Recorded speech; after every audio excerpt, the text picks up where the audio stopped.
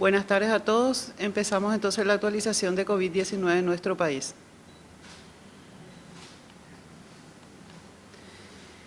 Iremos viendo entonces los indicadores epidemiológicos que hablan de cómo está la tendencia actual de los casos a un poco cerca ya de 2 años de la pandemia. Entonces vemos en transmisibilidad, que equivale a cuántas personas son infectadas a partir de un grupo de personas que están teniendo la enfermedad. Tenemos que el RT o número instantáneo está en 0.93. Eso equivale a que 10 personas infectadas están contagiando a 9. Entonces hay un retroceso. La positividad se refiere a cuántas muestras dan positivo de un grupo de personas que accede a hacerse el testeo cuando está con síntomas de COVID o por necesidades que implican actividades, por ejemplo, previa a cirugía. Todas las indicaciones que hay de testeo. Entonces vemos que de 100 personas que se hacen el testeo, en este momento 28 están dando positivo. Eso equivale a un 28% de positividad y si comparamos con la semana anterior, vemos que en la semana anterior fue de 41%. Vemos también un descenso entonces en la cantidad de personas que están dando positivo al test de COVID.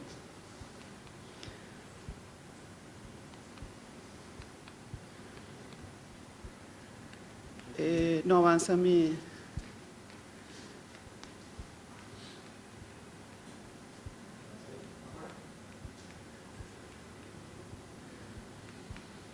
En cuanto al... Sí, el anterior, si me puedes ir pasando el anterior. Se está yendo para adelante. Sí. Ese es el final.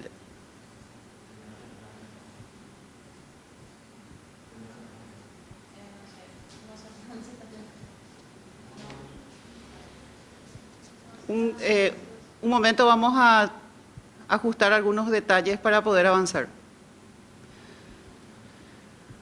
Esa diapositiva, por favor, la de testeo.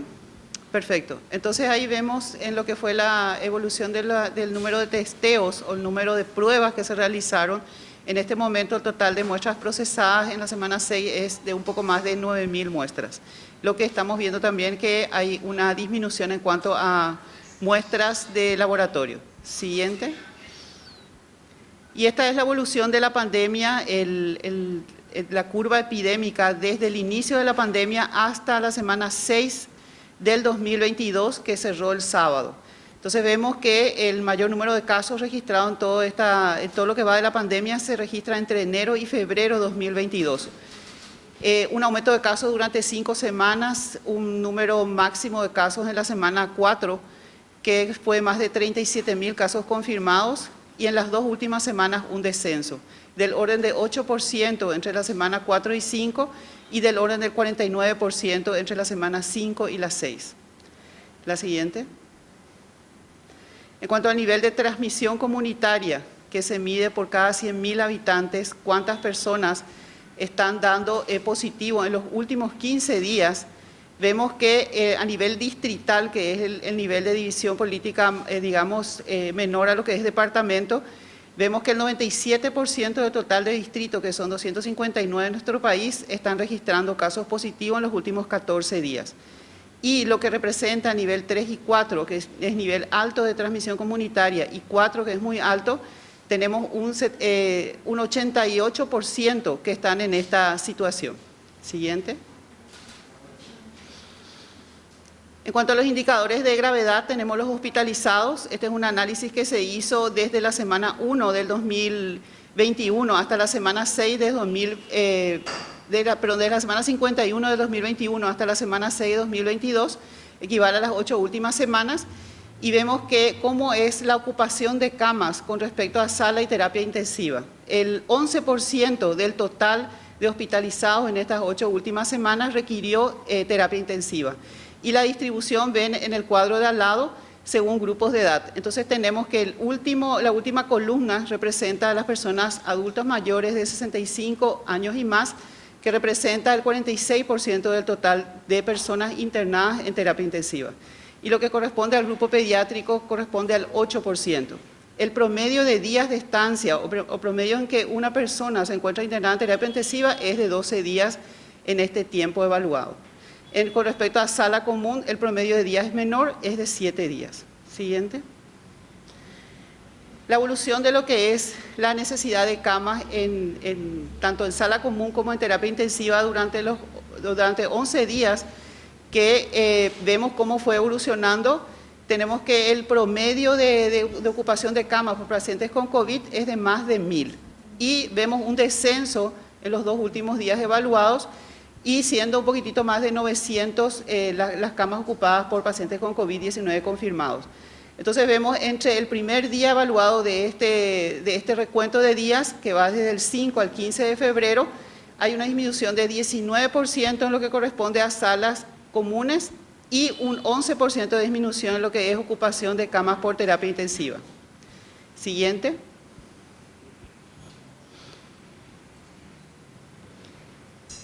Y haciendo una evaluación de lo que es la curva de fallecidos, tenemos un total de 17.882 personas fallecidas desde que empezó la pandemia hasta la semana 6 que cerró este sábado.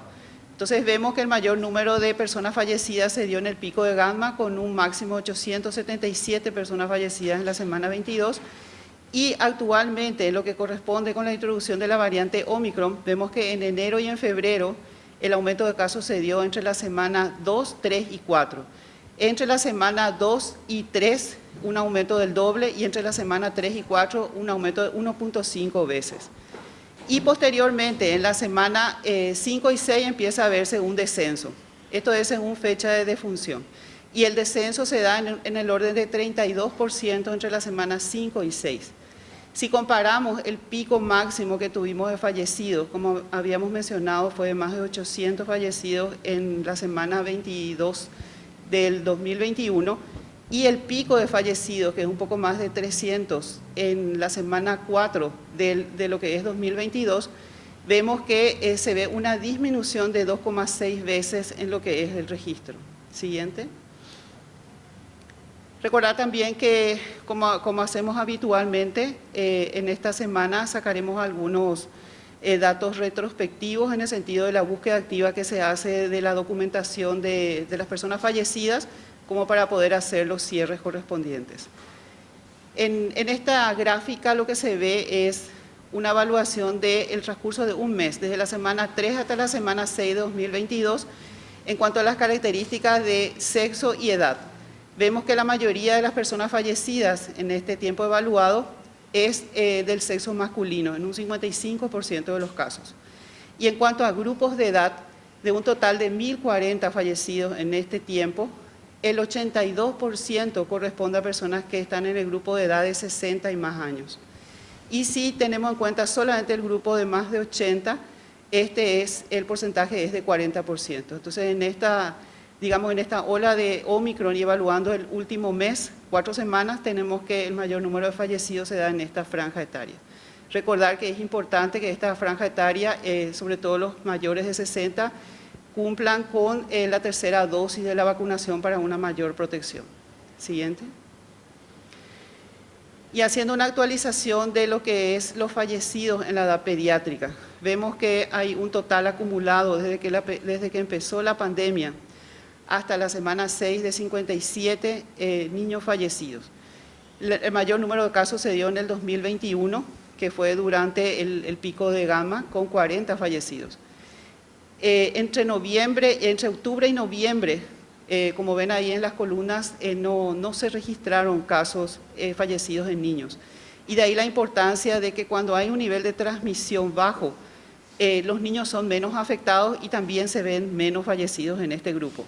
De ahí la importancia de que siempre se procure no tener tantos infectados para evitar tener fallecidos y que incluya el grupo pediátrico, ¿verdad?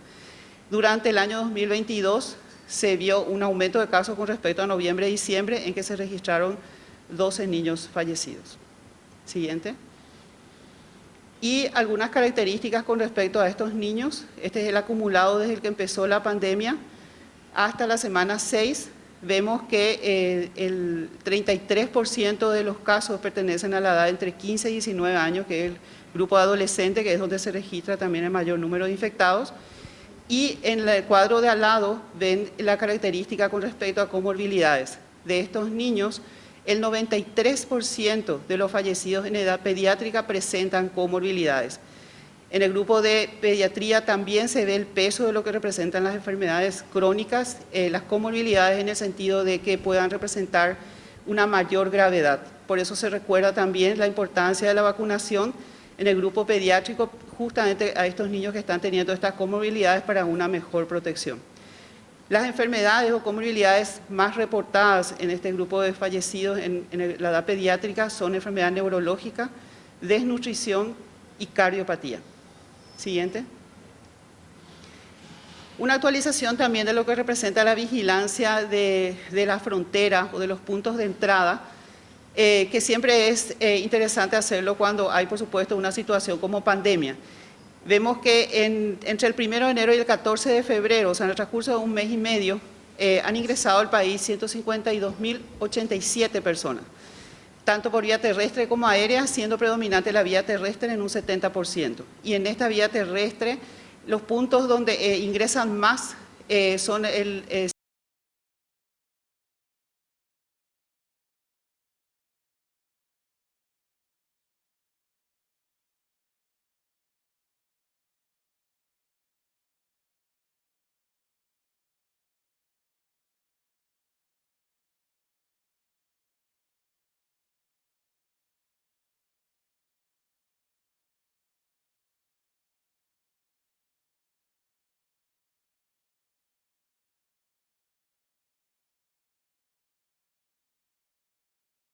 Ciudad del Este, Puerto Falcón y Encarnación. De estos viajeros que ingresaron al país, el 95% de los viajeros proceden de países de América y un 5% proceden de otros continentes. De estos que proceden de América, el 52% proceden de Argentina. Entonces vemos que el mayor número de personas que ingresan al país del extranjero son de este país. Le sigue Brasil y en menor proporción los otros países, Uruguay dentro del Cono Sur y luego Estados Unidos y México. Con respecto al 5% del resto del mundo, España y Alemania son los lugares de donde proceden más los viajeros que entraron durante el mes de enero y lo que va de febrero. Y en menor proporción Italia, Francia, Suiza, Emiratos Árabes e Inglaterra. Siguiente. Y este es un informe preliminar de lo que representa la vigilancia genómica. Entonces tendremos más información de parte de los que llevan esta vigilancia, que es el Laboratorio Central de Salud Pública, que es el referente nacional, pero para poder ver la evolución de la variante de preocupación Omicron, vemos que en diciembre, que fue cuando fue detectado, rápidamente se constituyó, digamos, ya un poco más de la mitad de los casos que fueron muestreados. Se registraba también un 48.5% de lo que es Delta y en menor proporción, menos de 0,2%, correspondía a Gamma. Y en enero del 2022 ya Omicron representa la mayor parte del tipo de variante que fue encontrada y que representa el pico de casos que tuvimos en este año. Con un 95,29% de las muestras resulta que son VOC Omicron.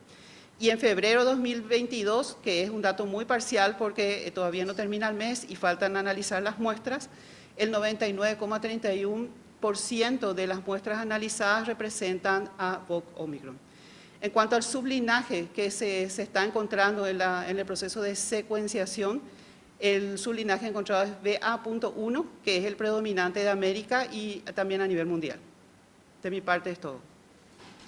Muchas gracias, doctora Sandra. Seguidamente tendremos una presentación del programa ampliado de inmunizaciones por parte de su director, el doctor Héctor Carri. Muchas gracias. Haciendo la prosecución de esta conferencia de prensa, entonces nosotros desde el programa ampliado de inmunizaciones queremos compartir lo que se refiere a la cantidad de vacunas ya administradas hasta el cierre del día de ayer. Son casi 8 millones de dosis ya aplicadas, de las cuales ustedes ven que 3.753.743 corresponden a la primera dosis, 3.165.250 segunda dosis y en la tercera dosis estamos avanzando a 1.036.102 personas que ya han recibido las 3 dosis. Esto para nosotros es una noticia sumamente satisfactoria en el sentido de que vemos que la tercera dosis o dosis de refuerzo en las personas mayores han resultado en un impacto altamente positivo al disminuir las internaciones y obviamente las formas graves y la muerte. Vemos nosotros aquí en lo que se refiere a todo el Plan Nacional de Vacunación, estamos a pocos días de cumplir un año de haber sido iniciado. El 21 de febrero fue la fecha de inicio de este Plan Nacional de Vacunación. Fijémonos todos cómo la tendencia, y como siempre marcamos, había pegado un salto en los meses de julio y agosto, y esto fue consolidándose a medida que pasaban los meses. Sin embargo, en las últimas semanas hubo un enlentecimiento en lo que se refiere a las segundas y terceras dosis, no así en las primeras. Claramente la primera responde el ascenso a la inclusión de los niños de 5 a 11 años en lo que es la vacunación contra COVID. Y sobre este último punto, fíjense que en aquellos días destinados exclusivamente para los niños, se habían vacunado casi 114.000 niños. En los siguientes días, que fueron del 3 al 9 de febrero, 37.000 niños. Y desde el 10 de febrero hasta el día de ayer, 21.000 niños vacunados. Esto habla también que al inicio hubo mucha cantidad de niños vacunados, pero posteriormente también, y como el resto de la población, hubo un pequeño enlentecimiento. Esperamos nosotros que con el anuncio que se hará con el Ministerio de Educación, con las nuevas estrategias, esto también responda en un aumento de lo que se refiere no solamente a la vacunación de los niños, sino que también de los adolescentes, de los hermanos mayores y de los padres, que principalmente acompañan a los niños en esto que es sumamente importante, que es el inicio de la actividad escolar presencial. Vemos disgregado ya por grupos de edad, y esto también es un detalle muy importante. Nada más deténganse en observar lo que se refiere a por encima de 20 años de edad, como el 61% ya tiene al menos una dosis, y por encima de 50 años de edad, el 60% ya tiene 2 dosis, y vemos también, como les decía, lo que se refiere a la tercera dosis, sobre todo en la población mayor, como ven ustedes, por encima de los 65 años, o 60 años, perdón, ya hay un 40% de la población en estos grupos que ya han recibido la tercera dosis. Esto finalmente, y enfocándonos en la población objetivo, que se refiere a los 5 años en adelante, el 56% de la población tiene una dosis y el 47% de la población ya está teniendo 2 dosis.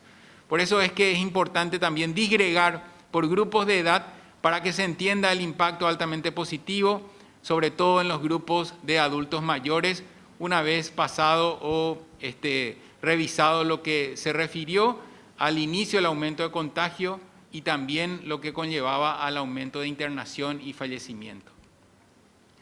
Si nosotros empezamos a agregar la población infantil como población objetivo, algunos departamentos tienen un índice de vacunación o una cobertura de vacunación por debajo del 50% nuevamente, y sobre todo con la primera dosis. Fijémonos que Canindeyú, San Pedro, Boquerón, Caguazú, Alto Paraná, Caazapá, Presidente Hayes y Amambay están en este grupo. Por debajo del 50% de la población tiene al menos una dosis. Esto obviamente, insisto, porque se agregó la población infantil. Por encima de 50% de cobertura en la población estamos teniendo a Concepción, Itapúa, Guairá, Paraguarí, Cordillera, así como también Central, y vemos que Capital está superando el 90%, incluso con segundas dosis, un dato sumamente importante atendiendo la densidad poblacional de esta región sanitaria. No podemos olvidarnos de lo que se refiere a la campaña nacional de vacunación contra sarampión, rubeola, poliomielitis. Hay que recordar que esto representa una dosis adicional para todos los niños. En el caso de la vacunación contra sarampión y rubeola, a los niños de 1 año a 6 años, y en el caso de la vacunación contra poliomielitis, de 6 meses a 4 años. Este es el transcurrir en cuanto a cobertura. Estamos también con un enlentecimiento en lo que se refiere a cobertura. Estamos trabajando intensamente con los compañeros en las brigadas, en la vacunación casa por casa, haciendo una discriminación de áreas donde faltaría reforzar la cobertura. Y esto también acompaña a esta vacunación. Esta vacunación, recuerden, es una dosis adicional. Entonces instamos a los pediatras, médicos de familia, médicos generales, aquellos que están atendiendo poblaciones asignadas y sin dudar a los padres también que revisen la libreta de vacunación de sus chicos. Es muy importante. Hay casos de sarampión confirmados en la región y hay nuevamente casos de poliomielitis salvaje que está reactivando otra vez la atención en todo el mundo. Así que, por favor, instamos a los padres que revisen el carnet de vacunas y que accedan a la vacunación contra estas enfermedades que sin lugar a dudas pueden tener consecuencias muy lamentables. Y en cuanto a los avisos, nos honra realmente la visita de la viceministra aquí en esta conferencia de prensa, sobre todo por esta estrategia. La primera dosis, a casi un año de haber iniciado el Plan Nacional de Vacunación, hoy les toca a los niños ya en las escuelas. Coinciden dos eventos sumamente importantes, también alcanzar la protección con las vacunas a los niños y el inicio de la actividad escolar. Consideramos muy oportuno que este inicio de estrategia Me Vacuno en mi Aula sea el próximo martes y a partir de ahí, en toda la semana de niños y niñas de 5 a 11 años de edad, con las vacunas aprobadas para su uso en nuestro país. Ustedes saben que hemos recibido en la madrugada de hoy 72.000 dosis de Pfizer que ya están siendo distribuidas en todas las regiones. Es una cantidad limitada, es verdad, pero vamos a recibirlo en forma semanal. Por lo tanto, vamos a ir reforzando la cantidad de las necesidades que se van a estar habilitando según las escuelas visitadas. Se va a establecer un cronograma de visitas que vamos a compartirlo seguramente con el Ministerio de Educación también. Así que bueno, para nosotros representa un enorme desafío y también una gratificación por el hecho de que podemos brindar también a nuestros niños la posibilidad de protección contra esta enfermedad. Siguiendo un poco con lo que es la vacunación en los niños, queremos aquí darle un énfasis al vacunatorio del Autódromo Rubén Dumont, porque desde el próximo lunes la primera dosis de 5 a 11 años que ya se viene realizando con la plataforma Coronavac también incluirá la presentación de Pfizer pediátrico. Así que para todos aquellos padres que aún no han sido o no serán visitados las brigadas en sus colegios, también le queremos dar la oportunidad en el Autódromo Rubén Dumont que puedan ir. Está habilitado este autódromo para la vacunación de 7 de la mañana a 23 horas. La primera dosis continúa, como digo, de 5 a 11 años, de 12 a 17 años con Pfizer, de 18 años en adelante con Pfizer o AstraZeneca, para completar también la segunda dosis con Pfizer, así como también el uso de AstraZeneca y en la tercera dosis las mismas plataformas. O sea, realmente tenemos opciones para iniciar la vacunación en todas las edades, así como también consolidar en aquellas personas que ya lo habían iniciado. La documentación es la misma que nosotros venimos trabajando con ustedes a través de la comunicación y socialización. Son documentos que ya habíamos instalado desde la vacunación en los adolescentes, también siguiendo con la vacunación en los niños en los vacunatorios. Finalmente también van a ser los requisitos de documentación en las escuelas donde tenemos la garantía de que hay muchos de estos documentos que ya están en la institución, por lo tanto va a facilitar bastante lo que se refiere a estos criterios necesarios para la vacunación en menores. Siguiendo con primeras dosis, recordemos que de 12 a 17 años tenemos la vacuna Pfizer disponible y autorizada para los adolescentes, continúa y no se tiene en cuenta terminación de cédula, insistimos con este mensaje, y todos los centros vacunatorios estarán actualizados en la página vacunate.gov.pi. A partir de 18 años en adelante también hay otras plataformas disponibles según el vacunatorio, así que instamos a la población a que si no han iniciado aún la vacunación, que lo hagan. Es un momento sumamente importante para que después no nos sorprenda esta situación con un contagio y posibilidad de internación. En las embarazadas continuamos también, desde el lunes, siempre hacemos una actualización semanal, pero insistimos que en este momento la plataforma disponible es la vacuna Pfizer, en embarazadas de 12 semanas en adelante. Es importante que presenten el certificado médico, sobre todo porque eso conlleva también a un control prenatal consolidado. Las segundas dosis se mantienen los intervalos mínimos, insistimos con esto, que son intervalos mínimos. Instamos a que no se posterguen en cuanto a cumplir con las segundas dosis. Sin embargo, si por alguna situación no lo hacen en este tiempo, lo pueden hacer en el tiempo que realmente dispongan. Lo importante es completar todas las dosis. Y en cuanto a terceras dosis, seguimos diciendo que tenemos AstraZeneca o Pfizer como tercera dosis y hay opción en varios vacunatorios de que una persona pueda elegir con qué vacuna puede reforzar este esquema, siendo la tercera dosis con mucha importancia como lo estamos viendo actualmente. Hasta aquí los informes. Muchas gracias, doctor Castro. Seguidamente escucharemos a la viceministra de Educación Básica, Alcira Sosa, con respecto a lo que es la planificación de vacunaciones en día. Muchas gracias, muy buenas tardes. Es importante mencionar que el lunes 21 retornamos a las aulas de manera presencial más de 1.546.000 estudiantes de escuelas públicas, privadas y subvencionadas, y a esto se suma justamente el inicio de la vacunación en nuestras escuelas, como lo hicimos en el año 2021 para los adolescentes, ahora para los niños desde el día martes. En esto también es importante mencionar que durante la semana estaremos en más de 500 instituciones en los 17 departamentos del país, posibilitando la vacunación anti-COVID, tanto para los niños de esta franja etaria y, como ya lo mencionaba Héctor, justamente para toda la familia y la comunidad educativa. En este sentido, la escuela siempre es un espacio que permita a toda esa comunidad el acceso, en este caso, a las vacunas que nos han mencionado desde el Ministerio de Salud. Pero por otro lado también es importante mencionar, en términos de las condiciones para el inicio efectivo de las clases presenciales, la decisión de la vacunación es de la familia. Desde el gobierno garantizamos el acceso a las vacunas, pero no condiciona la presencia de los niños en las escuelas. Todos los niños y jóvenes tienen derecho a asistir en la modalidad presencial, estén vacunados o no.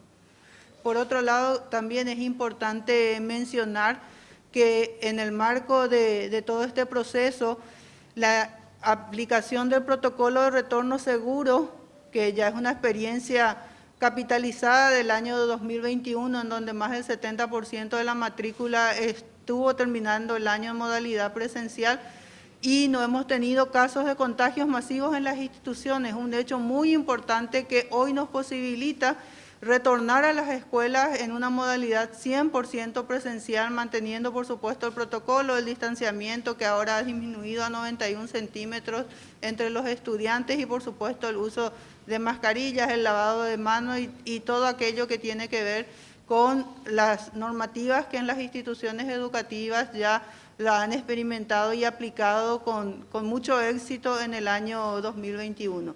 Así que el lunes es un día de fiesta en el país para toda la sociedad paraguaya, sobre todo entendiendo que la vuelta a clases, aunque estos años han sido difíciles y que siempre decimos no son años perdidos, pero hay pérdidas importantes de aprendizaje, por tanto este retorno nos puede posibilitar la garantía de derechos a una educación de calidad para toda la población paraguaya que asiste a las instituciones.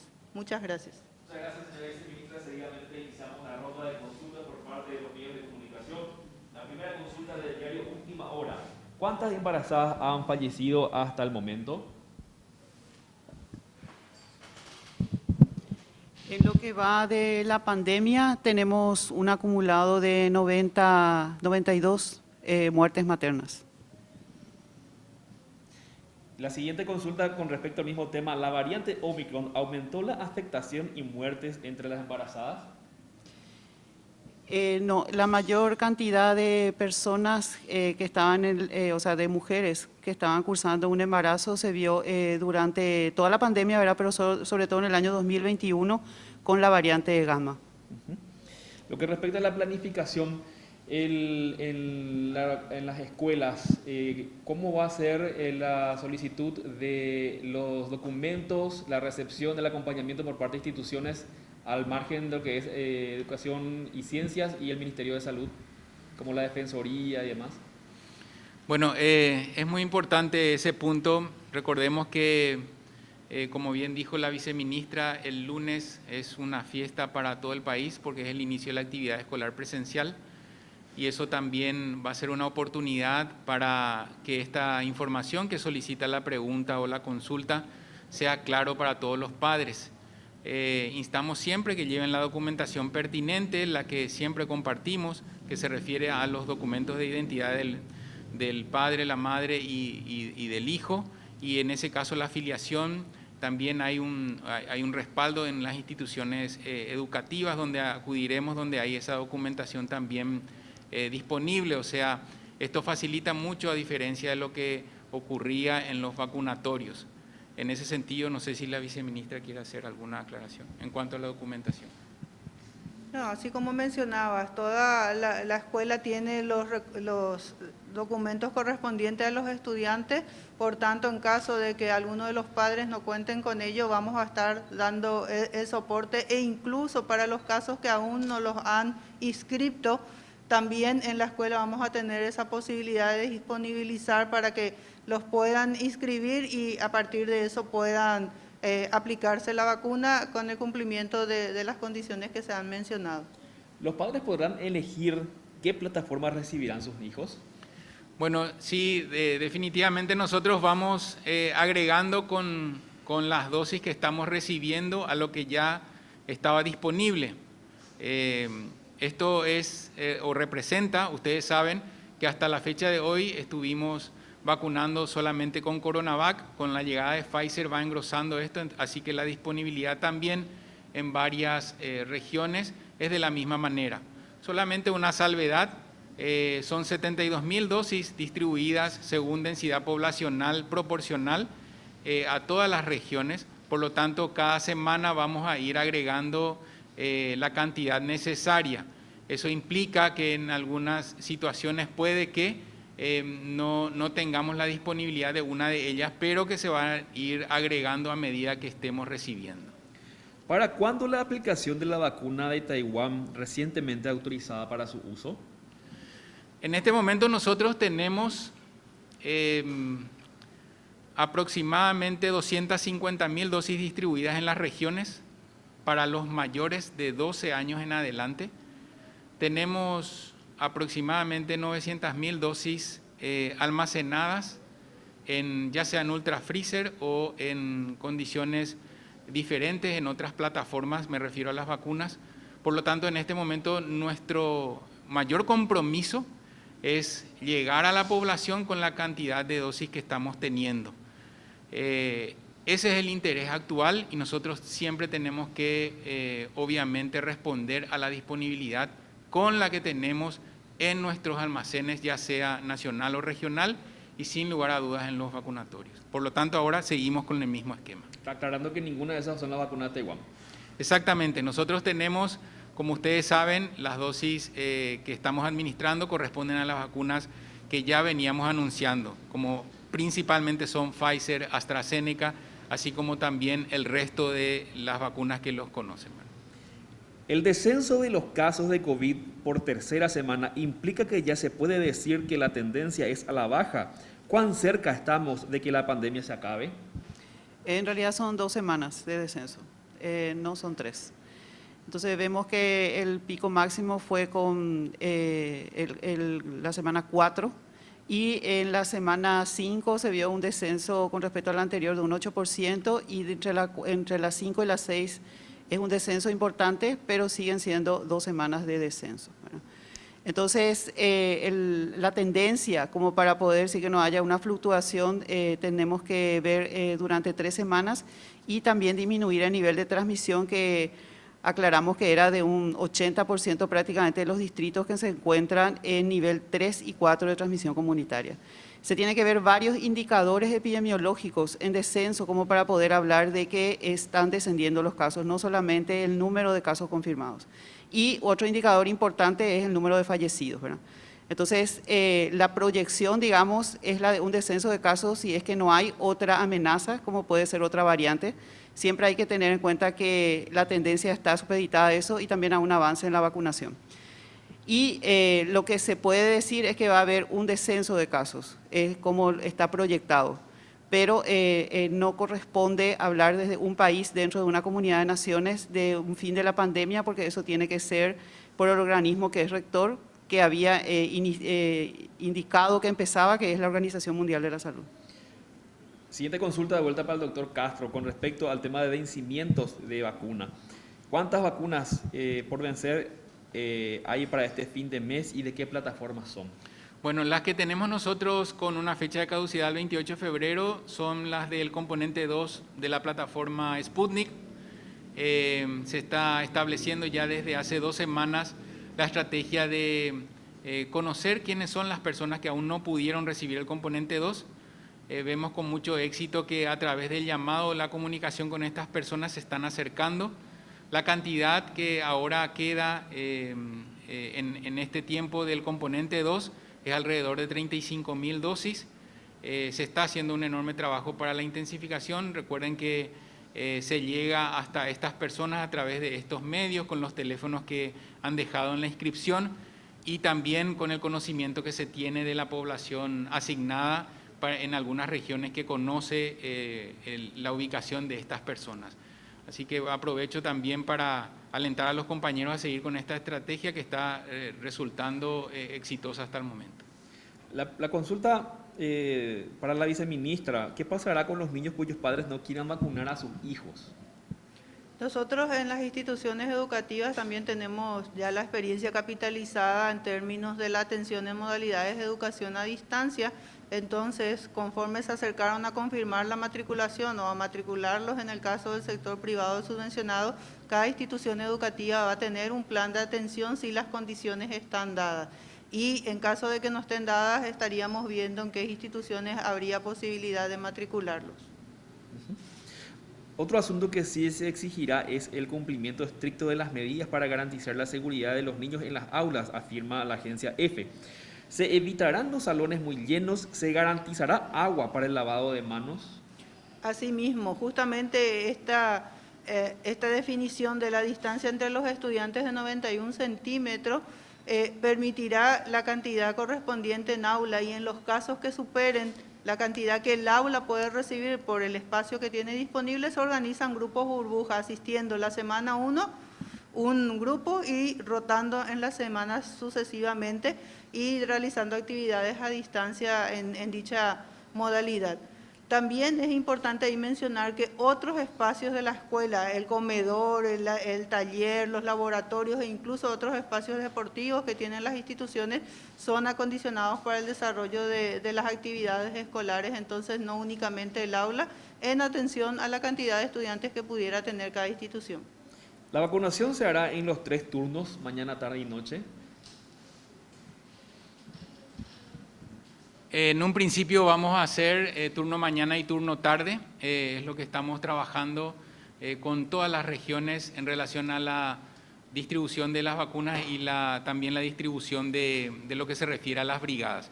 Por ahora nosotros en la semana que iniciará en el tema de vacunación, me vacuno en el aula, en mi aula, que inicia el próximo martes, será de esta manera, turno mañana y turno tarde por ahora en la gran mayoría de las instituciones.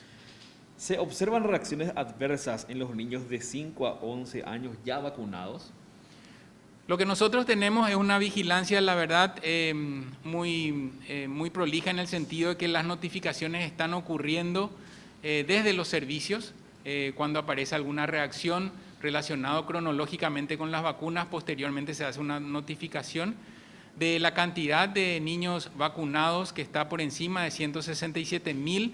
Al cierre de ayer hemos tenido 15 eventos considerados adversos a la vacunación, que se refiere a dolor en el sitio de la punción, molestias musculares y en algunos casos fiebre. No hubieron efectos adversos graves. En 3 niños se requirió una internación por lo que se refiere en observación por una reacción alérgica que presentaron, pero no hubieron efectos adversos graves en ese sentido, lo que nos da tranquilidad para la continuación o consolidación de la vacunación. ¿Se tiene previsto segregar en aulas a vacunados de los no vacunados? De ninguna manera, justamente por eso reiteramos que el gobierno garantiza el acceso a las vacunas, pero es la familia la que decide vacunarlos o no, y esto, en términos de la asistencia presencial, no es condicionante presentar carnet de vacunación. Todos los niños y jóvenes tienen derecho a asistir a las aulas en la modalidad presencial sin ninguna condicionante. Acerca de las vacunas que llegaron en la madrugada, doctor Castro, si le puede dar mayores informes. Sí, cómo no. Nosotros esta madrugada alrededor de las 3:30 AM recibimos 72.000 dosis de Pfizer. En este momento ya hay regiones que están teniendo en sus almacenes y están siendo distribuidas en los vacunatorios. La verdad que quiero aprovechar también a felicitar a los compañeros que rápidamente están haciendo la distribución en todas las regiones de estas dosis que recibimos. Estamos prestos para el inicio de la vacunación. El día lunes obviamente merece un apartado porque es el inicio de la actividad presencial y también una forma de avisar y hablar con los padres lo que es la vacunación, me vacuno en mi aula. Por lo tanto, por esa razón es que se inicia el martes. Recordar también que tenemos CoronaVac para primeras dosis en los niños, alrededor de 80.000 dosis seguimos teniendo. Vamos a enfocarnos siempre en lo que se refiere a las dos plataformas, teniendo en cuenta la seguridad de ambas y que ya lo hemos comprobado también aquí en nuestro país, como se había hecho mención en la anterior pregunta.